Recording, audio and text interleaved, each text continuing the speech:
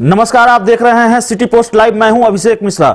लोकतंत्र में जनता मालिक होती है, आवाम जीत और हार तय करती है, लेकिन बदलते वक्त के साथ आवाम को लुभाने का तरीका भी बदला है। वायदों, आश्वासनों और भाषणों से आगे बढ़कर सियासत नारे गढ़ती है, स्लोगन बनाती है जो सबकी जुबान पर चढ़ते हैं। तो जीत हार में अहम भूमिका निभाने वाले इन नारों की कहानी भी अलग है। हाल के चुनाव में आपने और हमने कई नारे सुने हैं जो सबकी जुबान पर चढ़ जाते हैं, एक पार्टी विशेष की पहचान बनकर रह गए। इन नारों के बारे में हम बात करेंगे। नारे और स्लोगन अब चुनावी रणनीति का हिस्सा हैं, इसलिए लगभग सभी राजनीतिक दल चुनावी मैदान में उतरने से पहले नारे और स्लोगन गढ़ते हैं। नए नारों से नेता और पार्टी अपने वारे नारे करते हैं, लेकिन कई बार यह नारे उल्टे पड़ जाते हैं। जिन नारों से जीत की इबारत लिखी जाती है, फिर वही नारे हार की जमीन तैयार करने लगते हैं। मसलन अच्छे दिन का नारा याद है ना आपको?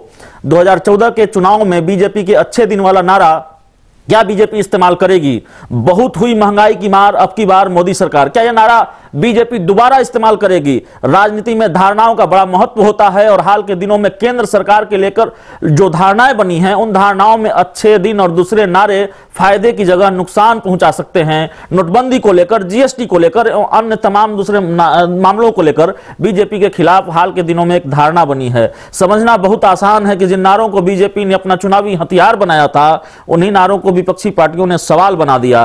विपक्ष पूछता रहा कि क्या यही नारे, यही अच्छे दिन हैं? डीजल पेट्रोल के बढ़ते दामों पर अक्सर विपक्ष ने सरकार से सवाल पूछा है कि क्या महंगाई खत्म हो गई? नोटबंदी पर जब बीजेपी के सहयोगियों ने सवाल उठाए तो फिर आम लोगों में यह धारणा भी मजबूत हुई कि शायद अच्छे दिन नहीं आए।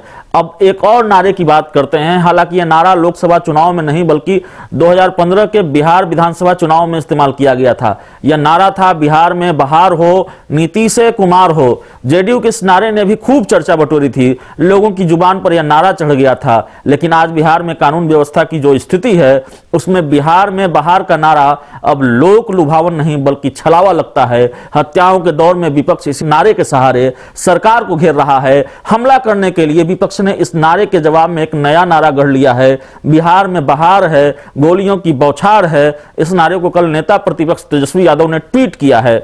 जाहिर है, जिन नारों के सहारे राजनीतिक दलों के सफर को मुकाम मिला, वही नारे अब उनके सफर को मुश्किल बना रहे हैं। और अगर इन नारों का इस्तेमाल दोबारा हुआ तो इन नारों से फायदे की जगह नुकसान की उम्मीद ज्यादा है। बहुत हद तक संभावना है कि जिन नारों का जिक्र हमने किया, वे नारे या उससे मिलते जुलते नारे 2019 के लोकसभा चुनाव में राजनीतिक दलों द्वारा इस्तेमाल नहीं किए जाएंगे, क्योंकि हालिया दौर में बिहार में जो कुछ घटा है और घट रहा है, वो बाहर का यकीन तो कतई नहीं देता। दूसरी तरफ मध्य प्रदेश, राजस्थान और छत्तीसगढ़ जैसे राज्यों में बीजेपी की हार ने भी यह संकेत दिए हैं कि आवाम में यह धारणा है कि अच्छे दिन नहीं आए हैं। तो तय है कि कम से कम पुराने नारों के सहारे दलों के वारे न्यारे तो नहीं होने वाले हैं। अगर आपको हमारा यह कार्यक्रम अच्छा लगा तो अपने दोस्तों के साथ शेयर कीजिए, और अगर आपने अब तक हमारे YouTube चैनल को सब्सक्राइब नहीं किया तो हमारा सवाल है कि क्या कब कीजिएगा। हमारे ऑफिशियल YouTube चैनल को सब्सक्राइब कीजिए और बेल आइकन जरूर दबा दीजिए ताकि हमारी हर खबर आप तक पहले पहुंचे।